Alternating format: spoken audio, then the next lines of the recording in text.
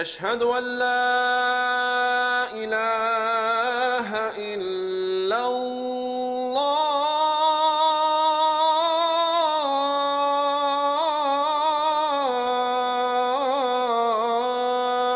الله أشهد أن محمدًا رسول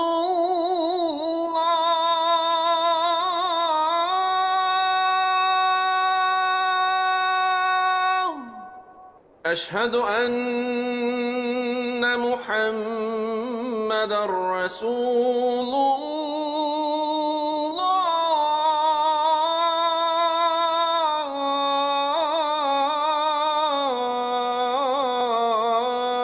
الله حي على الصلاة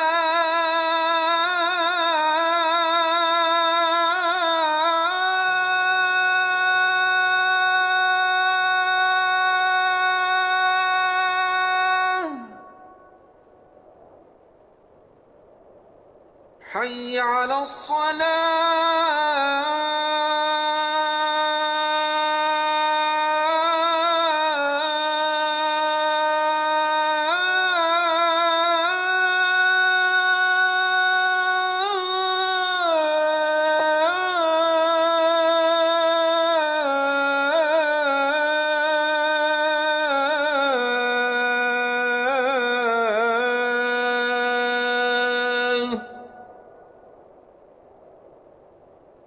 حي على الفلاح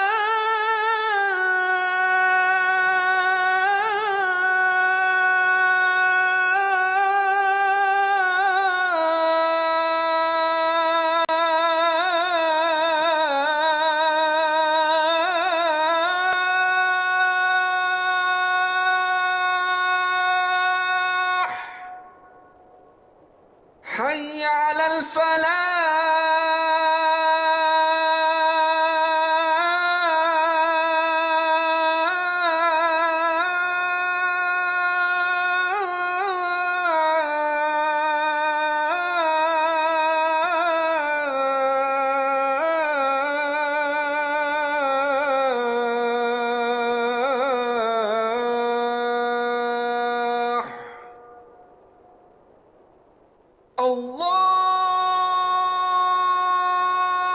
الله أكبر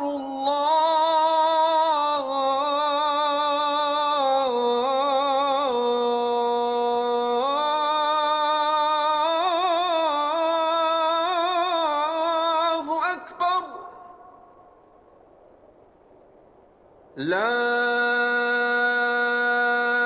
إله إلا الله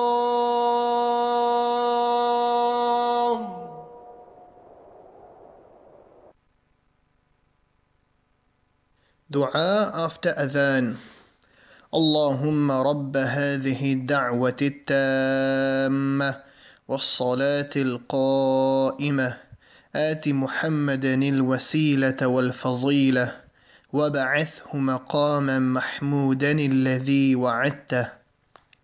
O Allah, Lord of this perfect call and this prayer to be established, grant Muhammad al-Wasila a high and special place in Jannah and al-Fadila a rank above the rest of creation, and raise him to a praise platform which you have promised him.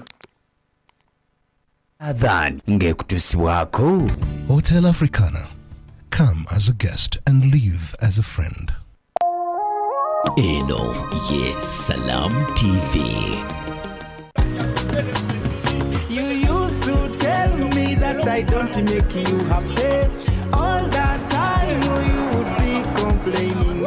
I'll call you every day, yeah yo, Beidondolo. Kati osobola okufuna ekibuuzibuuzi kyonna ne MTN Voice Bundle. Kuba ku mikutu gyonna ku Beidondolo.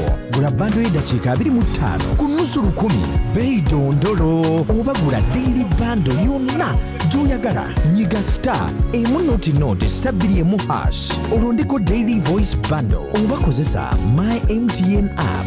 Wetwogera awamu tewali kitulema.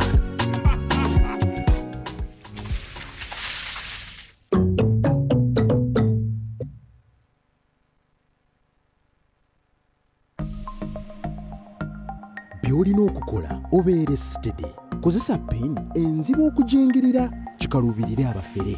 Weewale pin ennyangu okuteeba okugeza 1234 421 oba 2468. N'ekisumuluzo ekiggula essimu yo londa kizibu ddala osobola okutabula ennyukuta ennamba n'obubonero. In partnership with Uganda Communications Commission, Equity Bank, Momo, United Media, MTN, and NBS.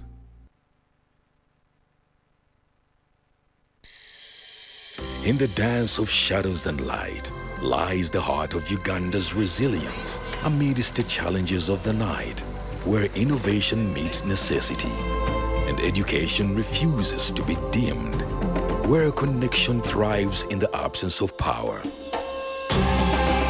Embrace the power of the sun with StarTime's solar range of solutions.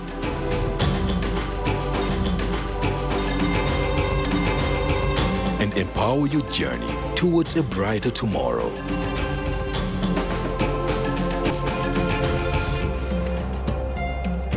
StarTime Solar. Power your life.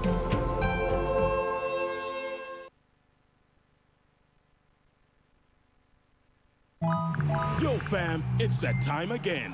Finals. Oh yeah. Go TV. Let's go. Finals. Go TV. This is too big. The Premier League, La Liga, Champions League, FA Cup, Europa, and more. Finals. Stay connected to catch all the biggest football finals with your best football friend. Go TV. Love it. Okulinyisa omutindo gwa Afro Mobile. Eno yengeri joyinza okuzza obujja omutindo gwa Afro Mobile yo. Funa app ya Afro Mobile okuva ku mukutu gwa Google Store oba App Store oba ku mutimbagano gwa www.afromobile.com. Londako forgotten password. Tekamu account yo eya Afro Mobile ozebujja pin code yo. Ojja kufuna obubaka ku email yo okuli ne code empya. Bw'oteekamu code eyo olwo pin yo empya ekkirizibwe. Afro Mobile, emboozi za Africa ezannamaddala.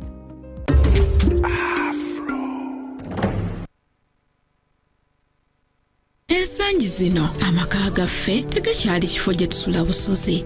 Waafuuka ekifo we tukolera enkiiko z'emirimu, we tusomera, we twenywereza mu by'okwerinda, era we tusanyukira.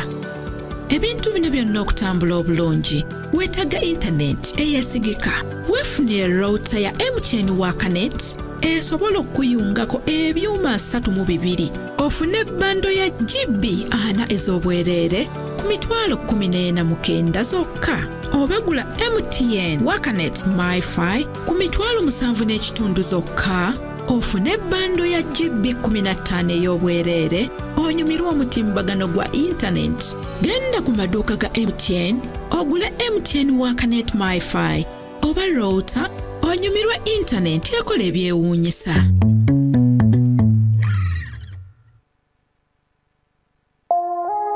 Eno ye Salam TV.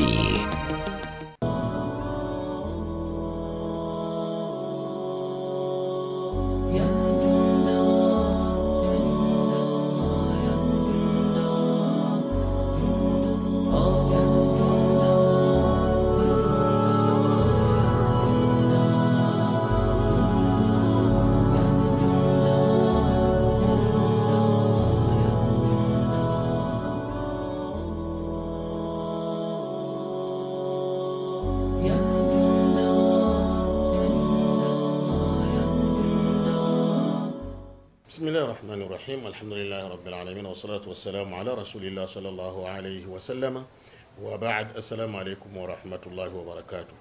بنفي أبطل بمبود بنو ندلا بغانا بفمي أبطل كسلام TV إنه سلام يسميسا abantu obusilamu ne bategeeza obusilamu kyeki era ne batwala mu mbeerezo mwenna. Assalamu alaikum warahmatullahi wabarakatuh.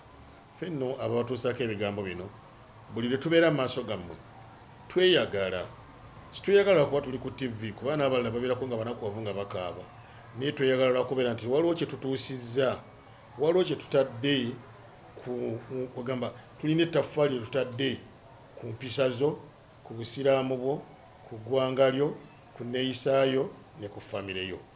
Emirundi gyaffe ogwayita twasomesa empisa, ne tulaba empisa z'okunoonya irimu, twakubiriza abantu obutayisa bubi, obumiikiriza, obutanyooma bawalimu, obutajooga baseeka, obutabaddamu bigambo bibi n'ebirala. So nga ate n'omusomo gwaffe ogwayita twakubiriza nnyo abantu ku mpisa z'okulya. Muntu ali atya, ne tusanga ng'abantu muganda wange baseererera mu mmere ne bakamala. Olwaleero twagala kutunuulira nti obusiraamu butukubiriza buli muntu okulambula muntu munne. Okulambuligana kya mu busiraamu. Era twagala kulaba omuntu bw'abeera alambudde ng'agenze okulambula munne, mpisa ki z'olina okweyisa? Kubanga bangi abantu bakyagala tukyaza. Eno gamba omusajja alabika ayambala bulungi naye waliwo obwakusobako. Twagala tubutereeze ddeyo abantu bakukyaze. N'abalala bo bennyini baavaamu omutima gw'okukyaza bannaabwe olw'obukodo n'embeera endala zonna.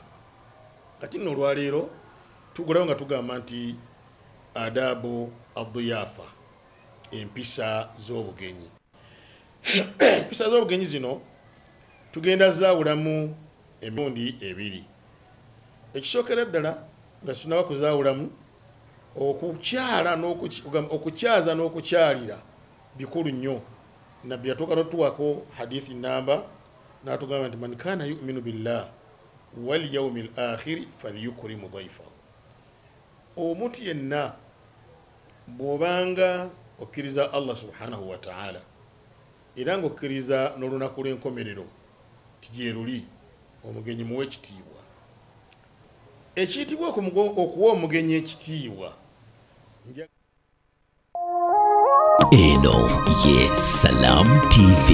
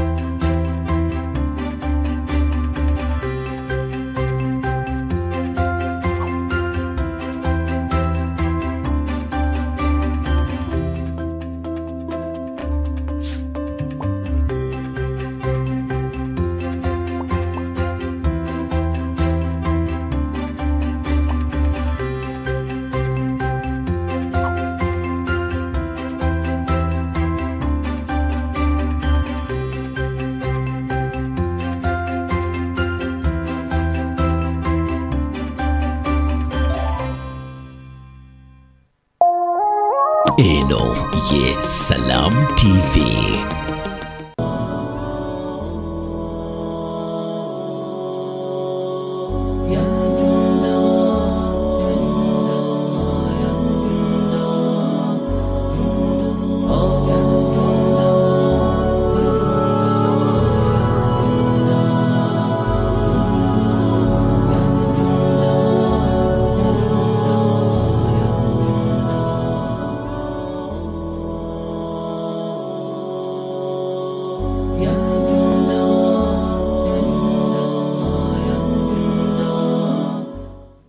بالله من الشيطان الرجيم بسم الله الرحمن الرحيم الحمد لله رب العالمين والصلاة والسلام على أشرف المرسلين محمد ابن عبد الله وعلى آله وصحابته أجمعين abatulaba abalungi nga bulijjo nate assalamu alaikum warahmatullahi wabarakatuh.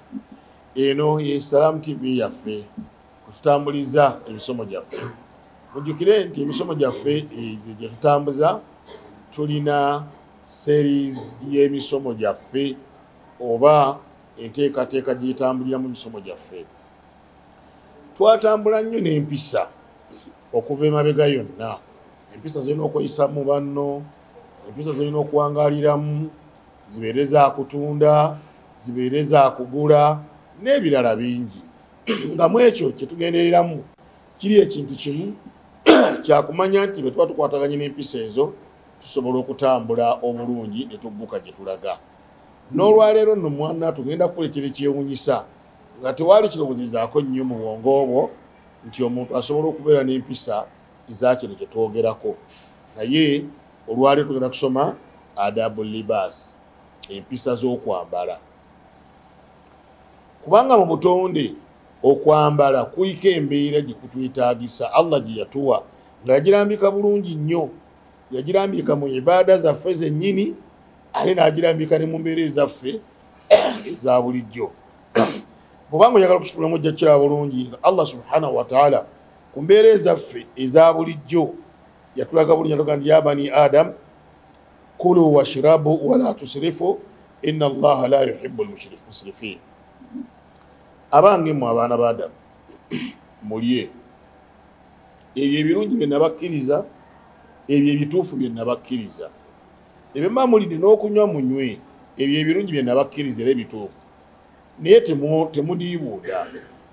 Ekigambo la inna Allaha la yuhibbu al-musrifin, Allah tayagala badiibuuda wala tusrifu, temudiibuuda. Allah tayagala badiibuuda. Kituyingirako mu bintu bingi, omuli engoye, omuli ntambula, omuli ebyendya n'ebirala. Kugamba singa bukya ku makya tetukusanga ng'omuntu oyambadde olugoye nga lwali badde lw'abantu bana ng'olwambadde bw'omu oba omaze okukola isiraafu. Newankubadde olwo engoye eza kalica nga bwe tuyinza okwogerako ku baganda baffe Abanigeria, ayambala olugoye nga lunene, naye ezo tuyinza ozireka mu mbeera naye nga kyali badde kirungi nazo okuzitunulira mu mbeera etali yakudiibuuda nnyo. Naye ekisinga okuba ekikulu mu kubeera tutunulira okwambala, Allah subhanahu wa ta'ala kyeyatukubirizaamu yatugamba mu abakkiriza mwambale engoye ennungi nga mugenda okusaala. Ekisookera ddala nga mugenda okusaala kyava agamba nti ya bani adam khudhu zinatakum inda kulli masjidin wakulu washrabu wala tusrifu inna Allaha la yuhibbu al-musrifin. Abange mu abaana ba Adamu mulye, abange mu abaana ba Adamu khudhu zinata, abaana ba Adamu ategeeza abantu, bantu mmwe, khudhu zinatakum inda kulli masjidin, buli lw'oba ogenda okusaala yambalako bulungi. Mu mpisa z'okwambala Allah subhanahu wa ta'ala gwe tulina okwewundira mu kwambala nga twambala engoye ennungi zayagala. Engoye ennungi zayagala wansi tugenda kuziraba zifaanana zityo, yambala otya obeera otya. N'agamba naye tetudiibuuda kuba Allah tayagala kubeera nga tudiibuuda. Mu ngeri yemu Allah subhanahu wa ta'ala n'atugamba era ya bani adam, abange mwe baana ba Adamu, inna anzalna alaykum libaasan yuwaari sawatikum. Awaliwo ensonga nkulu, yuwaari sawatikum warishan wa libaasu taqwa dhalika khayr. Abange mwe abantu nabassaako Allah tugambye abange mwe abantu nabassaako okwambala ebyambalo ebiziba, ebiggalira, ebibikka, ebikweka obwereere bwammwe. Omuntu yenna ng'ogenda okwambala ky'oba osooka okukola kwe kumanya nti toteekeddwa kunamira abantu. Nekibayita okunamira abantu kwe kubeera nga ebifo ebyesittaza birengerekeka, birabika nga mu kino mulimu okwambala olugoye olutatangaala. muleme kubeera nga lugenda kwolesa ebifo byo wakati olwaleero bw'otundira abaana baffe abawala ennyambala gye bambala naawe Haji Gundi atudde awo ku ntebe naawe maama Naaka ali awo mu maaso gwe tusomesa essaawa zino muwala wo n'akuyitako nga yambadde olugoye nga gwe wennyini singa osanga muwala wa munno nga yalwambadde mu kkubo owulira ekizibu nga nti omwana wa gundi ng'ayambadde bubi tomanyi nti n'owakuyitako bw'atyo. N'olwekyo ekigendererwa ekikulu ennyo mu kwambala engoye ekyajjumula ekyawamu yuwaari sawatiko, engoye ezo nga zibikka ebitundu ebyesittaza mu bulamu bwaffe. N'olwekyo omwami okeera ku makya n'oyambala tawulo n'ogitambuliramu mu baana obwereere bw'ebitundu ebyesittaza oba byolekise kubanga babeera usanga sitaata w'abaana ekundi alirese bweru asibye katawulo kampi. Ate Allah yatutonda ffe abasajja bannange kyo mukimanye amagulu gaffe galabika bubi nnyo. Kati ogenda ondira kakozesa ekigambo kigumire, ogenda ondira engulugulu zonna zirina ebizibu zeetimbi bwe bugulu obutono eno waggulu oli munene bwe bugulu obutono Allah bwe yakuwa obugulu obwo bwetimbye obutadde mu baana buliko emisuwa bonna totegeerekeka. Mwana aga taata bw'ati bwe yakula nga talabika bulungi. Era singa bibeera bizibu ne babuuza maama w'omwana nti wayi ono taata gwe omulaba asaanidde agamba bugambi nti baana bange sirina kyakukola oyo Mungu gwe yampa. So n'olwekyo baganda bange sibavumye naye tugezeeko okwambala engoye ezikweka ebitundu byaffe ebyesittaza. Bwe kijja ku bakyala tewaliwo kikwambaza lugoye kubanga kumpi omubiri gw'omukyala gwonna gubula kubeera nti gwesittaza. Lwaki? Tigulina bye gusika bingi. Osanga omukyala omugongo gulabika ayambadde kugamba olugoye nga terutegerekeka waggulu lwonna alusaze esaze omugongo gulabika. Ate akendeezezaako n'omukono ayambadde olw'abalema luliko omukono gw'omulema kubanga ezibu teziriiko mikono. Amaze ate kampi nnyo ate ne keeyongera okubeera nga katangaala. Abange Allah ekyo takyagala. Allah agambye nti abanga abaana b'abantu inna anzalna alaykum libaasa, nabalagira nembawo okwambala engoye nga yuwaari sawatikum warisha, nga zibikka obwereere bwammwe ate n'okubeera ng'era zibawa ekitiibwa, zibawa ebbugumu, zibawa obumu. Ekyo munabeera mukikoze ne mubeera nti mutambudde bwe mutyo mujja kufunamu emirembe era mujja kubeera nga mutambula bulungi nnyo. Allah n'agenda maaso n'agamba nti walibaasu taqwa dhalika khayr, kummwe abatya Allah mwambale ebyambalo bibiri. Bw'omala okwambala olugoye luli n'otereera teekamu okutya Allah, okkirize nti Allah ye yakulagira okwambala dhalika khayron, ekyo nno kyekisinga obulungi nga gwotya Allah ate gw'oyambadde obulungi. Era tolina ngeri gy'oyinza kwambala bubi ng'ate totya Allah. Tolina ngeri gy'oyinza kwambala bubi ng'ate otya Allah n'oyambala bubi. Buli lw'oyambala obubi obeera totya Allah, olina kwambala bulungi n'otya Allah subhanahu wa ta'ala. Ensonga eyo yawanvuwa nnyo. Allah subhanahu wa ta'ala yatulaga ebintu bingi nga atulaganga mu suratu Nakhli. Allah n'atugamba waja'ala lakum sarabila taqikum alharra wa sarabila taqikum ba'sakum.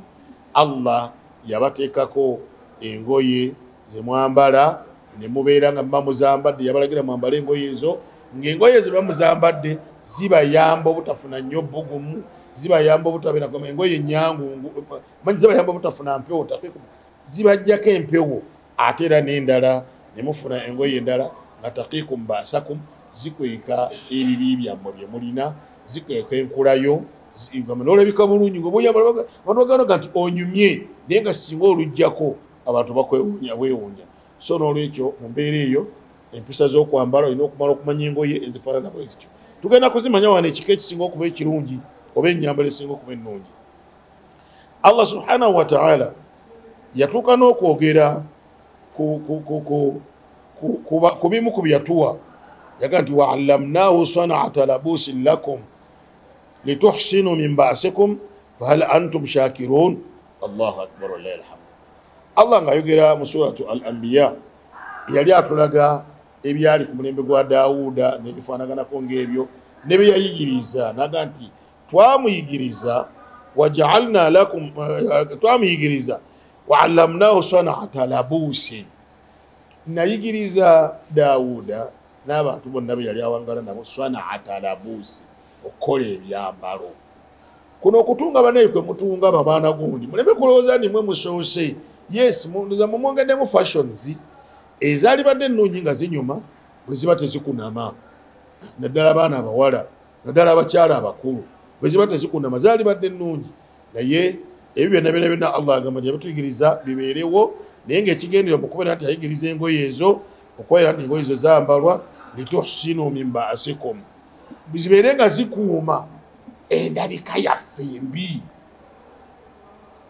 bikuume ebintu byaffe ebitateekeddwa kulabika ebyekyama zikuume enkopo eziri ku mibiri gyaffe nti ekikwambaza olugoye waliwo bingi byokweka byobikka nogandika mbibikeko birabike kyoba olaba abantu mwenna olwawo nnyo okusanga omuntu nga yeesiga omubiri gwonna ebizigo naye afa ku feesi eri naalekayo olugoye ne lukola ki ne lubikkayo ne luggalayo so n'olwekyo baganda bange tubeere nga tufaayo ennyo okwambala engoye kyava Allah atugamba nti hal antum shakirun abaffe mwebaza Allah ti bw'ofuna olugoye weebaze Allah kino nno njagala kitwala ate kutegeezaayo kirala baganda bange tulina abantu bangi abali mu bitundu ebyenjawulo nga tebalina ngoye njagala kutwala mukisa guno kubasaba tufube nga bwe tusobola tubaweereze engoye tufube nga bwe tusobola tubateekereteekere engoye basobole nabo bannaffe okwambala beeyagale kubanga engoye zino ziina kyakwewunda kyetwayogeddeko okusooka Allah kiyagamba nti khudhu zinatakum mugende mwewunda bakulu mwambale engoye zammwe inda kulli masjidi bulema mugenda okusaala mwambale bulungi n'olwekyo tukubiriza abantu mwenna mubeere nga mwambala bulungi tujja kubeera nga tweyagala bulungi nnyo tayib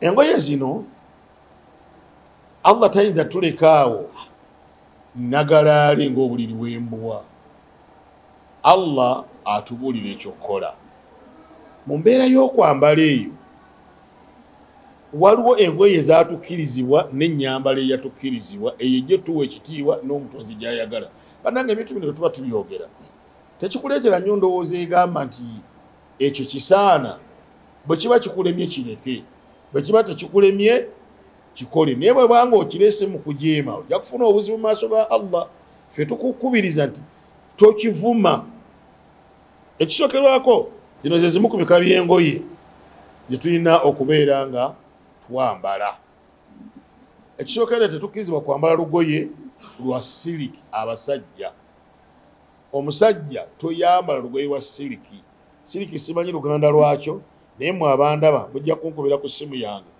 mumbulira oluganda lwa siliki olutuufu naye ndooza oba libayita olwaliiri oba lwaki simanyi naye olugoye lwa siliki terukkirizibwa kwambala nabbi sallallahu alaihi wasallam yennyini yatugamba ng'atugamba la talbisu lharira fa innahu man labisahu fi dunya lam yalbasu fi lakhira hadithi ya Bukhari temugezanga ne mwambala engoye eza siliki kuno ku nsi mwe abasajja nkiddamu abaami temwambalanga engoye za siliki kubanga bona olwambala olugoye olwo ate mujjana ku lunaku lw'enkomerero ze zimu ku bantu ze bagenda okwambala Allah kati aliyahum thiyaban sundusin hudur wa istabrak wa hullu asawira min fiddatin wa saqahum rabbuhum sharaban tahura Allah jabbambaza engoye ennungi eza siliki n'ezaki nga bali mujjana kati balibanga abantu bajja kuzambala nga otuuse mujjana nga Allah akututteyo ate nkwegayiridde tozambala kuno ku nsi kuba Allah alina waazikutegekedde ojja okubeera ng'ozambalira faayo nnyo ozambalira Allah akutegekedde naye ekyo kiri ku musajja omukazi akkirizibwa okubeera ng'ayambala olugoye olwa siliki mu ngeri y'emu n'olugoye oluwundiddwa ne goldi olugoye nga luliko goldi omusajja tayambala golodi ekyo banne njagala kibategeeza abasajja abali eyo ojja nosanga abantu balina bikyeyini yabitadde mbula nokwambala obwambazi kyeyini ebijegere biterako bira bya nsolo ng'embwa nga kinene ewunya okulaba ng'olaba omusajja muvubuka atambula ku kkubo yeesibimu ebijegerejegere alinga embwa mbegayiridde bannaye sibavuma naye ofaanana ekyo ffe tukuyita ki kuba gonna oyagala kufaanana mbwa waganya okufaanana bantu banno otaddemu ebiceyini otaddemu kino ekya golodi ekya siriva ekyaki wenna otambula ogenda ogaziwagaziwa mu kkubo omusajja takkirizibwa kwambala golodi nabi sallama yatugamba nti hurima libaasu lharir wadhahabi ala dhukuri ummati wa uhilla linisaihim Allah yagaana abantu mu mulembe gwange guno abasajja okwambala engoye eza siliki n'engoye eza golodi oba n'engoye eziteekeddwako golodi naddala golodi oli yennyini ebyo ne bisigala nga byabakyala b'omulembe guno kati mwami gundi gwe ofuba nnyo okubeera nga oyambala olugoye olwo lwennyini era mu ngeri y'emu tolina kyofiirwa ng'oyambadde zino endala zitaliko mutawaana gwonna olugoye olwokubiri b'ennyambala ey'okubiri gye tulina okubeera nga twambala tetugezaako kubeera nga twambala engoye empanvu ennyo engoye empanvu zentegeeza ezikweya mu ttaka engoye empanvu zentegeeza ezikka wansi w'obukongovule engoye empanvu zentegeeza ezeera ettaka yambala olugoye kibawujaga bwe mwambala mba sinyumye bannanga okunyuma sooka onoonye nti onyumira ani onyumira Allah eyakutonda kubanga yakuwadde dda nti engoye zino zo zakuweebwa nga zakuuma bulamu bwo zakuuma mubiri gwo zakutereeza kati mu mbeera efaanana bwetyo tozitwawala nnyo kukka wansi ng'empale ng'ekkanzu n'ebirala byonna era fuba nnyo zirina okusukka bukongovule kubanga nabbi muhammadin sallallahu alaihi wasallam yakirambika bulungi n'agamba nti ma asfala alka'bayn min alizari fa fi nnaari olugoye lwo bwe luseeseetuka ne lugenda wansi w'enkutu wansi w'obukongovule oba nkutu oba kkanzu nga teseeseetuse lwakubeera nti eremeddwa okunyweza oba tenywera mu kiwato wabula nga boote bwe wagyagadde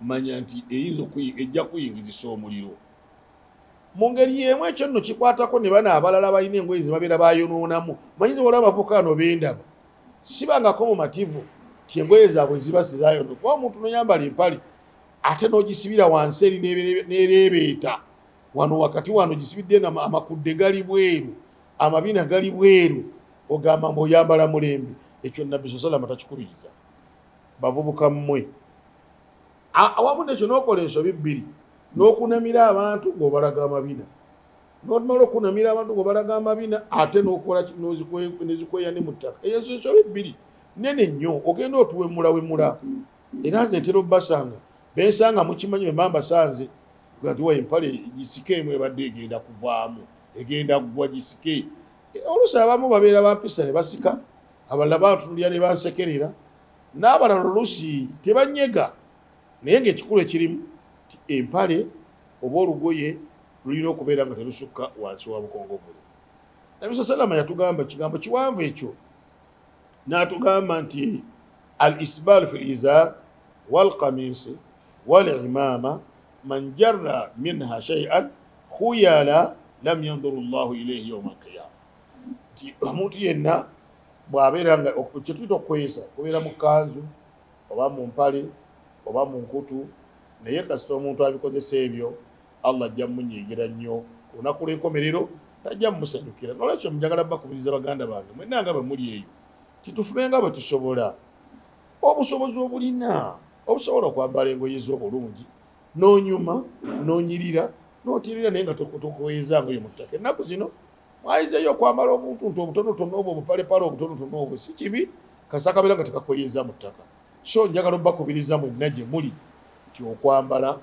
obusiraamu tebwatulekerawo mwaganya gwa muntu kukola nga bw'alowooza wabula bwatugamba nti buli kimu kikole kituukirire nkimanyi bulungi nti awaliwo abaakatuuka n'abalala kamala okunywa ku mazzi nkomewo insha Allah tugende mu maaso n'okumanya okwambala n'engoye obusiraamu ze bwetaaga twambale insha Allah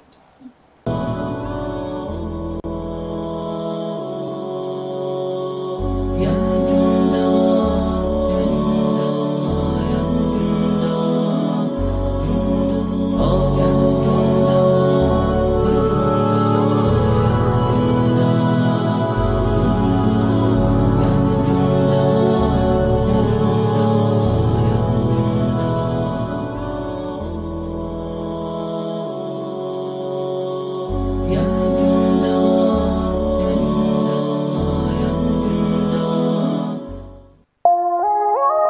eno ye Salam TV. Azam TV banna mu byokunyumirwa okulaba TV bongedde ebirungo mu mpeereza yaabwe nate. Funa kit ya Azam TV ku $8 gyokka. Kituufu ddala $8. Oba funa dikoda ya Azam TV ku $4 gyokka. Ke kaseera okwemala egguga ne La Liga, Italian Serie A, German Bundesliga, Ligi ya Saudi Arabia ne Carabao Cup. Ku Azam Plus ne Play Package mu HD. Nyumirwa ebina Uganda ku Chamuka TV. Ku Azam Pure ku $13 zokka buli mwezi. Nyumirwa ebyemizannyo ebya buli kika ne Azam TV. Ekyasinze okuba ebbeeyi rayisi wano. Gende wa agent waffe yenna oba okube ku ssimu nooti 3.2 3.8 9.9 omanye ebisingawo. Azam TV, entertainment for everybody.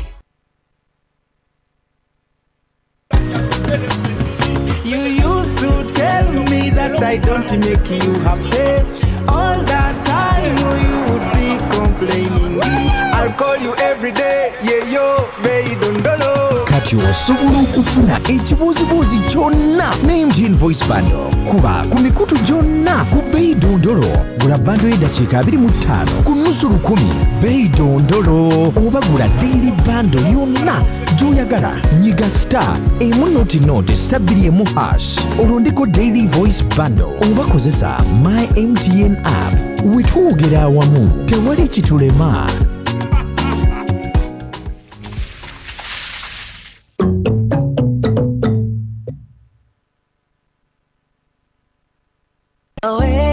Wedi Travel is the leading Hajj and Umrah travel agency in Uganda, offering you Hajj and monthly Umrah packages, visa processing, international ticketing, and hotel booking services that suit you best. For more information, call us at 0705 555557 or visit our website at www.weditravel.com or our social media platforms at Wedi Travel on Twitter, Facebook, and Instagram. Find us at Laudel Towers, First Floor, Laudel Road, Nakasero, Kampala. Wedi Travel, your life-changing journey.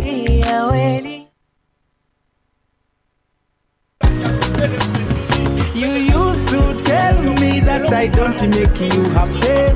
All that time you would be complaining. I'll call you every day, yeah yo, baby dondolo. Kati osobola okufuna ekibuuzibuuzi kyonna ne MTN Voice Bundle. Kuba ku mikutu gyonna ku bbeeyi dondolo. Gula bando y'eddakiika 25 ku $10 bbeeyi dondolo. Oba gula daily bando yonna gy'oyagala. Nyiga star *2*2# olondeko daily voice bundle. Oba kozesa my MTN app. Wetwogera awamu tewali kitulema.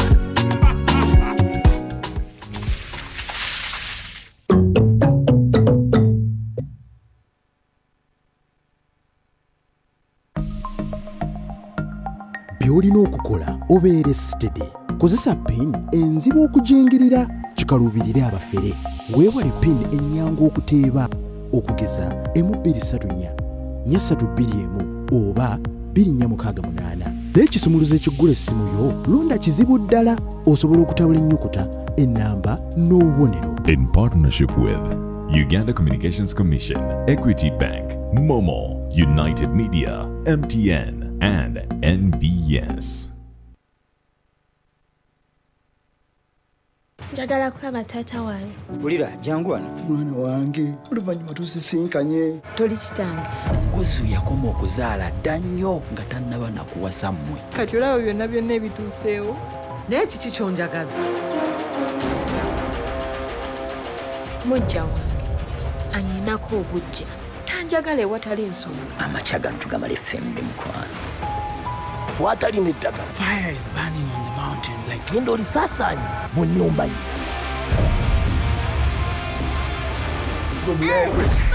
Ono uncle. Eki?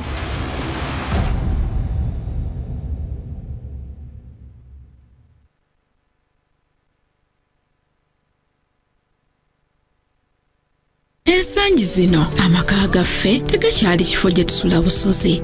Waafuuka ekifo we tukolera enkiiko z'emirimu, we tusomera, we twenywereza mu by'okwerinda, era we tusanyukira. ebintu bino byonna okutambula obulungi weetaaga intaneti eyasigika. Weefunire router ya MTN Wakanet esobola okuyungako ebyuma 32 ofune bando ya GB 4 ez'obwereere ku mitwalo 14 zokka. Obagula MTN Wakanet MiFi ku mitwalo 7.5 zokka ofune bando ya GB 15 ey'obwereere onyumirwa omutimbagano gwa internet. Genda ku maduuka ga MTN ogule MTN Wakanet MiFi oba router onyumirwa internet ekola ebyewuunyisa.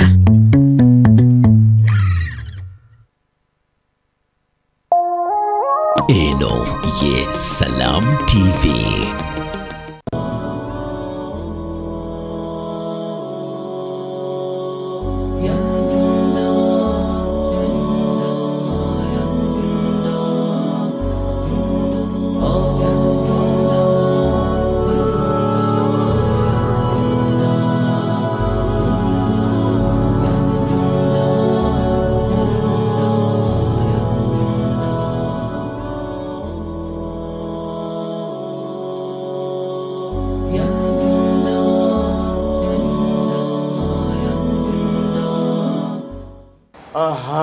Bismillah wassalatu wassalamu ala rasulillah wa ba'd. Mukulikeeyo tunyedde ku mazzi gaffe nkakasa n'abadde taliwo kati bamukonyeeko akomyewo.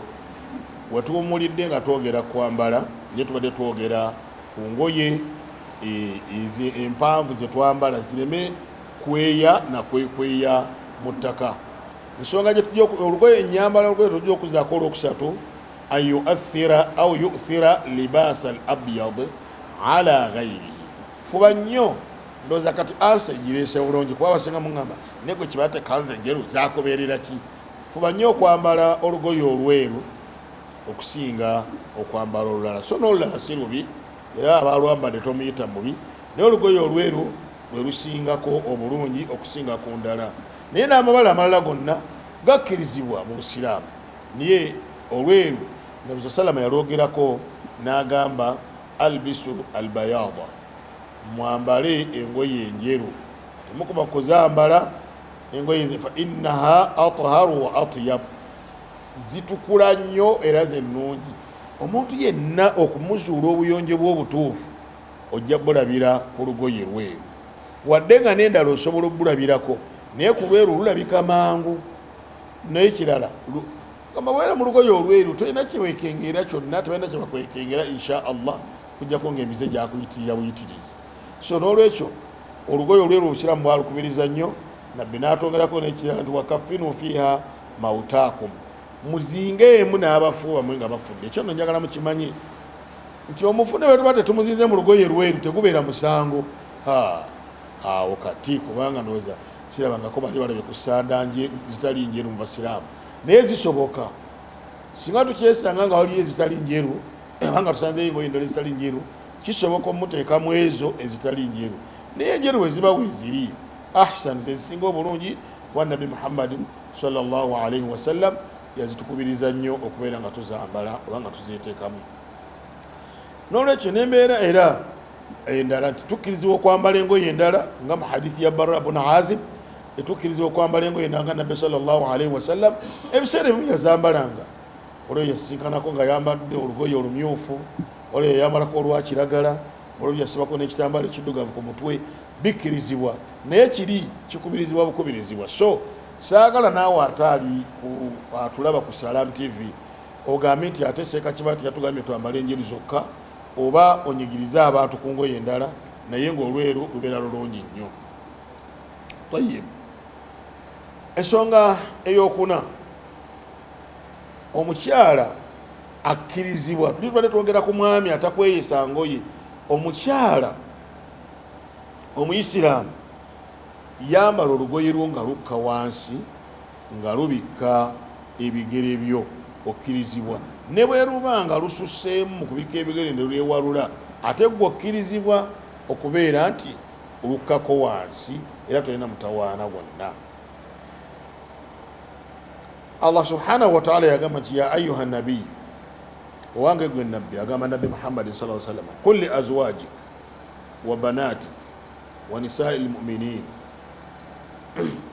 yudinina alayhinna min jalabibihin wange gwe Nabi Muhammadin sallallahu alayhi wasallam gamba bakyala bo ne bawala bo n'abakyala babakkiriza amakulu n'abawala babakkiriza beebikke engoye zaabwe. Ekisinga okunsanyusa wano e Uganda ekigambo jilibaabu kyafuuka kya Luganda naye kitegeeza aljilbaabu lwe lugoye olubikka omubiri ne lubikka ne waggulu yonna ne lumalayo bulungi. Ennaku zino bazitumayo n'erinnya ne baziyita shariya. Kale naye katubagambe nti mwambale shariya zammwe kubanga shariya si kika kya lugoye bakama bange. Shariya ago mateeka ga busiraamu shariya naye bwe kiba nga kizze nga gwe mukutegeera kugamba nti olugoye bayita shariya kale lwambale osobole okuyingiramu ng'ekigendererwa kyokugondera Allah subhanahu wa ta'ala. Naye nga abakyala mukkirizibwa engoye zammwe okusukka wansi w'obukongovule so nga abaami bo tekikkirizibwa. Sooka olabe Allah subhanahu wa ta'ala muganda wange okumanya Allah yeewuunyisa abaami abaganyu zikweyisa abakyala abakkirizo zikweyisa. Ki ekirimu mu ekyo kikulaga nti omukyala alina ebyenkizo omwami n'omwami alina ebyenkizo ku mukyala. Nolwekyo tokaayana nnyo kubeera nga ate gweoyagala kukola byabakyala. Allah subhanahu wa ta'ala yayongerayo n'agamba abakyala nti waliyadribna bikhumurihinna ala jiyubihinna wala yubdina zinatahunna illa libuulatihinna au abaihinna. Bakyala mmwe mwebikkirire naye bannaye twogere amazima omukyala nga yeebikkiridde laba ekitiibwa kyalina. Era Allah mu aya yagamba nti dhalika adna an yu'rafna fala yu'dhain, nti ekyo nno kyekisinga obulungi kyekiri okumpi kyekitegeerekeka nti abakyala bajja kumanyibwa era tebajja kunyiizibwa kubanga bajja kubeera bakyala basiraamu bajja kubeera oli amuwa ekitiibwa hakan bonna kubanga abalalu tebaggwayo mu nsi. Twogere amazima omuvubuka nga ajja kutandika kumanyira mukyala yeebikkiridde kubaako byamugamba bya sungulubeebe ankozesa olulimi olwo akaluubirirwa nnyo era akozesa embeera nnyingi n'obukodyo obungi asobole omutuukako. Ate bw'asanga ono ayeebikudde nga n'ebisambi biri bweru kati ate ye tamukaluubirirwa nnyo kubanga n'ebyokumugamba ono yabimugambye dda mu nnyambala ye. Ono ennyambala yamubuulidde dda nti ŋŋambaako nze neetegese naye atoli ennyambala emugamba nti muganda wange tomala gammanyiira nze nina ekyenjawulo. Dhalika adna an yu'rafna, ekyo kyekisinga obulungi okubeera kyera kyekiraga nti bajja kumanyibwa nnyo fala yu'dhaina baleme banyiiza na bigambo. Watolabamu abawona amannya agatali gaabo buli ayebikkirira mwamutwala dde Makka hajati bonna bali Makka bagenda ne babakola hijja mnakasi tumanyi ngerwakwebikkirira.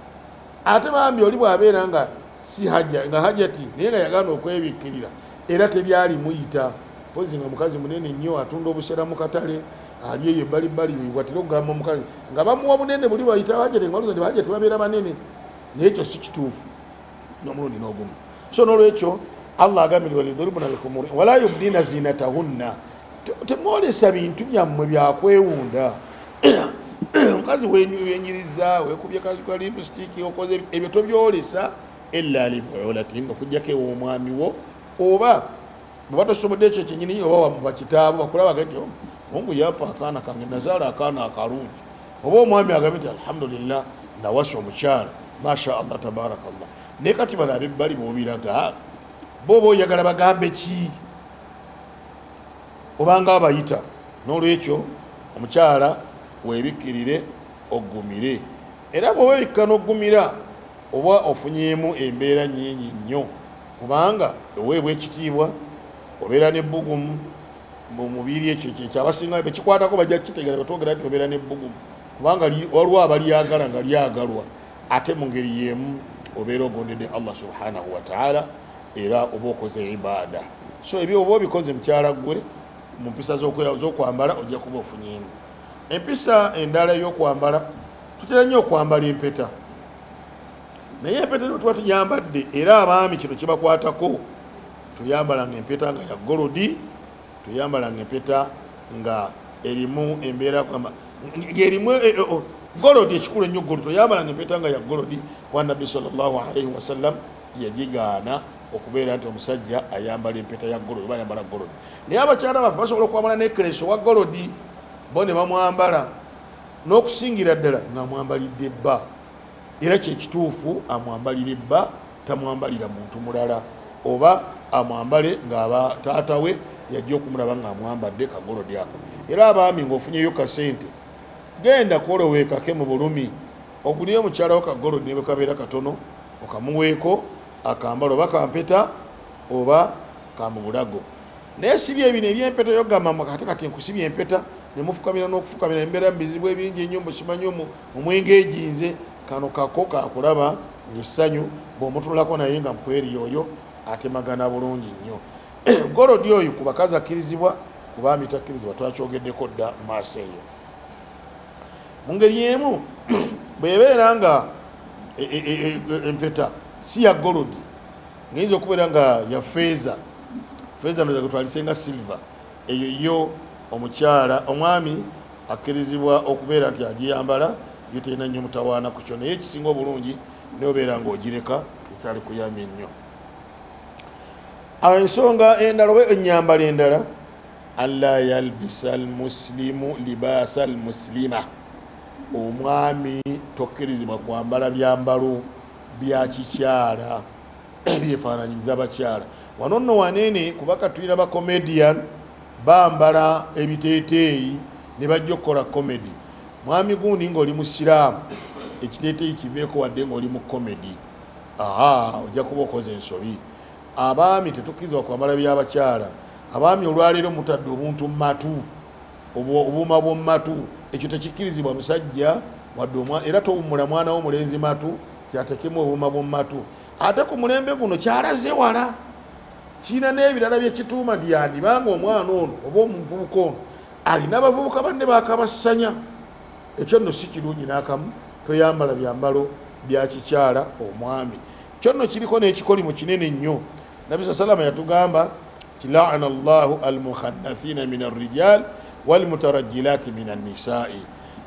Allah subhanahu wa ta'ala, hadithi ya Bukhari, Allah yakolimira abasajja abeefuula abakazi ne bambala ebyambalo by'abakazi, n'akolimira n'abakazi abeefuula abasajja ne bambala ebyambalo by'ekisajja.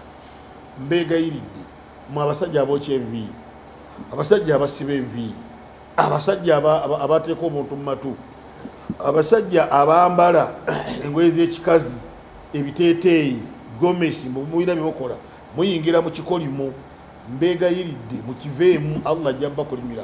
N'ekikolimo kitegeeza attarudu min rahmatillah, Allah akugobye mu kusaasira kukanonsigala mu kwani mu bwabagobye. Mbeegayiridde bannange emirimu tegibatuusa ku bizibu bibakozesa nsobi zijemera Allah subhanahu wa ta'ala. Muveeyo. Laana Allahu, njiddamu hadithi eyo nti laana Allahu almukhannathina min arrijal, Allah yakolimira abeefuula abakyala. Eno ebuna byonna tekoma kwambala kwokka, abakola embeera z'ekikyala mwekuze mutaddeko lipstick omusajja, otaddeko makeup, okutiisawo y'ekikyala, ojambadde ku mukono, otambudde ng'omukazi. Allah yakolimira. Mu ngeri emu walmutarajjilati min annisa, n'abeefuula ng'abasajja mu bakyala. Osanga waka wali mu saati ya bba yeetala akola bino akola bino, yambala ebibyo. N'olwekyo nammwe Allah yabakolimira. Era Allah Nabi sallallahu n'atugamba ti laana Allahu rajula yalbasu libaasa almar'a walmar'ata talbasu libaasa arrajul kama laana almutashabbihina min arrijali binnisa walmutashabbihati min annisai birrijal. Allah yakolimira omusajja ayambala engoye z'abakazi n'omukazi ayambala engoye z'abasajja, n'ababeefaanaanyiriza mu nneeyisa zonna n'enkola yonna. Kati ekyo kigenda wala nti ne bwebeera nga omusajja olina program yakuwasa musajja munno oli mukolimire, ne bwebeera nga omusajja olina enteekateeka yakuwasa mukyala munno oli mukolimire. Byonna kasi toyagala okwefaanaanyiriza n'oyagala weefuula omusajja, oyingira mu laan, oyingira mu kolima Allah subhanahu wa ta'ala kwe yakolimiramu. Tayib, mu mbeera z'okwambala tukatwanguyeyanguyeko kuba budde butandise okwagala otutwaliriza nti owanga oyambala otandikanga na ddyo, omukono ogwa ddyo mu kwambala, mu kulya, kwambala engatto, yambazanga ddyo. Nabbi sallam Aisha yatugamba mu hadithi kana Rasulullah sallam yujibuhu tayammunu au tayammun. Kana yujibuhu tayammun, Nabbi sallam yayagalanga nnyo kozesa omukono ogwa ddyo okutandika n'eddyo fi tanaulihi wa tarajjulihi wa fi umurihi kulliha, okusanirira enviiri, mu kwambala engatto n'ebirala byonna. N'olwekyo fubanye obeerenga ng'oyambala n'omukono, ng'otandika n'omukono ogwa ddyo mu kwambala. Mu ngeri era y'emu olw'okuba tufunzaamu nti bw'obanga oyambala ku mukono weewale nnyo okwambala engatto ng'oyambaddeko engatto emu, kobe ng'oyambadde ya kkono, kobe ng'oyambadde ya ddyo. Obusiraamu tebukkiriza kwambala ngatto emu, tojja kubalansinga n'akamu, ojja kuba ngaokoze buli sanga. Ate era ne mu kwambala, mu mpisa z'okwambala ng'ogenda kwambala ngatto, Nabbi yatukubiriza okuzikunkumula. Amakulu bw'obanga nga tozere saawa bweru ziwunzike, muyinza okubaamu ekiyingiddemu oba musota oba ki, ziwunzike ozikunkumule obeere ng'oyambala bulungi, otambule bulungi. So n'olwekyo bw'ate bw'obanga osanze munno gwe amusanze nga munno ayambadde olugoye olupya, ate naawe obeera nga wampisa n'omusabirako edduwa egamba ilbis jadidan waish hamidan wa mut shahidan. Nsaba Allah kuwoyambalenga bipya, ate era obeere ng'owangaala ng'oli wa kitiibwa, owangalire emirembe, ate obanga otuuse okufa ofe ng'oli mujulizi oba ofe ng'ofudde ng'omujulizi. Ebyo n'obanga obikoze ojja kuba otukoledde bulungi okuyamba ku munno, okuyamba ku muntu wo, okubeera nga omusabira bulungi nnyo. Bw'obusanga nga ayambadde olupya, beera ng'omusabira mu mbeera efaanana bw'etyo. Mu ngeri y'emu nga bwe twakyogeddeko edda nti bw'obeera nga oyambala engatto, yambaza ddyo, twamwogeddeko dda. Nabwe kityo n'okugyamu bwe kutuukanga okugyamu olugoye okulwambulamu, osookanga kkono. Okulwambulamu osookanga omukono ogwa kkono, n'oggyamu olugoye oludda olwa kkono, n'oggyamu engatto, ekyo nakyo osookanga okudda olwa kkono oba okugulu okwa kkono, n'oggyamu okugulu. Ebyo Nabbi sallallahu abitukubiriza, birimu obukulu bungi nnyo. Obanga ogenda kwambala olugoye ogambanga nti bisimillah, osomanga basimala n'oyambala olugoye olwo, ogamba nti bisimillah, n'okisoma basimala n'oyambala olugoye olwo. Nsoosa okwogera ku linnya lya Allah subhanahu wa ta'ala, nyambadde olugoye luno. Abooluganda, empisa ezo ez'okwambala singa onoozitambulirako n'ozikola bulungi n'ozitegeera, ojja kubeera ng'ofunyeemu omugaso mungi nnyo. Mu ngeri y'emu ku mpisa zino ez'okwambala kyetusembyayo nti teweetuumako bintu bingi. Kino kyaffe kya bulijjo twakyogeddeko dda, tuumako bintu bingi. Engoye ezo bw'obanga ozifunye, olinawo ennyingi, beera ng'oyambazaako munno, beera ng'osaddaakirako munno, beera ng'oyamba ku banno. Ekyo kijja kubeera nga kikuyamba okutambula obulungi ogende mu maaso. Ekisemberayo ddala, alla yashtamila somma, togamba toyambala lugoye nga luli lumu naye nga lwakwezingirira bwezingirizi. Toyambala lugoye nga luli lumu lwakwezingirira bwezingirizi, lujja kulemesa okubeera ng'otambula, lujja kusiba. Funye olugoye lumu olwezingiriddemu bwoti waka tugiyite essuuka, si kirungi mu mbeera z'okwambala, kubanga lujja kubeera nga bw'ona oyambala olugoye olwo lumu lujja kukosa nnyo, tojja kubeera ng'osobodde okutambula obulungi.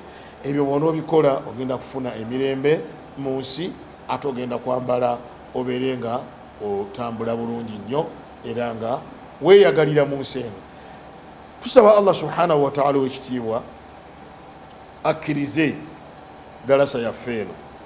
Tusaba Allah subhanahu wa ta'ala w'ekitiibwa ate era buli omu ayize kyayize, Allah amuweemu obulungi agenda akiteeke mu nkola. Buli lwonna okiteeka mu nkola, tujja kubanga tutambula bulungi, ate ojja kubanga weeyagala. Bwe buto obusiraamu bwe butambula nga buli kimu bwakiwa enkola insha Allahu ta'ala. Wassalamu alaikum wa rahmatullahi wa barakatuh.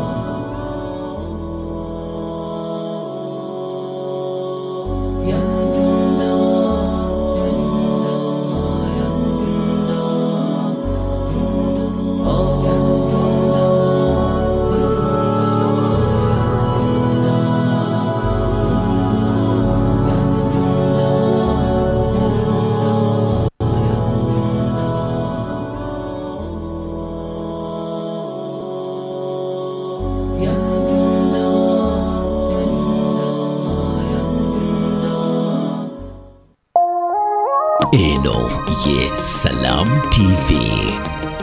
Katakwi district in eastern Uganda faces critical challenges including limited education and healthcare facilities, scarce drinking water and severe drought hindering agriculture. Access to places of worship is also a major gap. So approximately like here, how many Muslims do you have?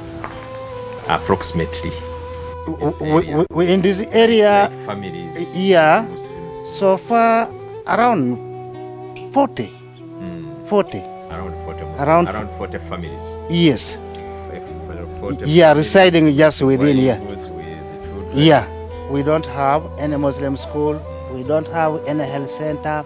We don't have water. We have also tried to construct a pit latrine. Yeah, and funds we get just individual, we contribute. Every Friday we contribute 5,000, 10,000, 1,000, just like that. Tuli mu Katakwi district, ekyo kyekigambo buli Munnayuganda asobola okukyogera. Naye ekyalo kyennyini kye tulimu, eno ye town, gye bayita Ocholimongin. Olulimi naluyize. Lulimu olukalamoja olutonotono. Naye gwe guno omuzigiti oguli mu tawuni ennene. Eno yandibadde tawuni ey'okubiri eddirira Katakwi. Era tutambuddewo kilomita tewezeemu okuba tuyingira mu ka trading center kano, kwe kusangawo masjid eno ne agikulembera waali. Naye mu butuufu bw'ogenda okutunula embeera eno, si embeera yeetaaga kinene nnyo okukyusa embeera y'abantu bano bwe tunaba nga tukwatidde wamu. Twetaaga abantu bano tubeere nga tubateerawo masjid, tubateerewo toilet yaabwe, tubateerewo ne borehole. Abantu bano tujja kuba nga tubayambye kinene nnyo. Ttaka ddene lisobola okuwera acres nga 3 oba 4, ne bwe tubateerawo kiraasi 2 abaana basobola okutuula omwo ne basoma ku Quran. Abantu bano bali mu bwetaavu bw'otunuulira embeera gye bawangaalira mu tutambudde district yonna, naye mu butuufu ebikozesebwa tebalina. Ettaka bw'olitunuulira tewulina ky'osobola kulima ne kivaayo. Abantu bano tubeere nabo. Allah yensi gye yabateekamu, bwe bw'aba yakuteeka mu kifo ng'osobola okulima okola kino, bano tebasobola kulima. Vaayo tukwatire wamu tubeere n'abantu baffe, tusobola okutambuza ummati Muhammad sallallahu alayhi wa sallam. Salam Charity calls on everyone to support the Muslims of Katakwi and the entire community through education, health services, clean water and better opportunities. This is a mosque.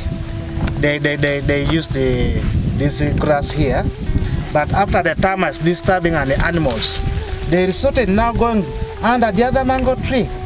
So it is that mango tree there which is now their mosque. And also another challenge also is water. This is one of the mosques which we have visited, and the believers come here to perform their prayer. I call upon everybody, let's give whatever we can afford to make sure that we put the house of Allah in order. I think we can afford. Your single coin, your $1, your 1 shilling, whatever you can afford, we can make a change to this place where the believers you see surrounding this place who are in need. We have traveled all over the district. We have not found any kitchen where there is a sign of something that they are cooking. The place is very dry, but for a start, if we can put the house of Allah such that people can be mobilized in such a places, we feel that things can change. This would be a place of development where they can start from. So we call upon all the believers, our brothers and sisters all over the world, to make sure that we join hands. This is something small if we come together. Together, we can bring hope and lasting change. Join us in making a difference. Every contribution counts. For us here in Iteso, we are there by name. Our children are there, but they don't have knowledge or Islamic knowledge. Unless the father or the parents have what? Some little knowledge, like now how to start a salah, that's prayer, ablution, and the rest. But otherwise, we are totally... Adhan ngekutusibwako Hotel Africa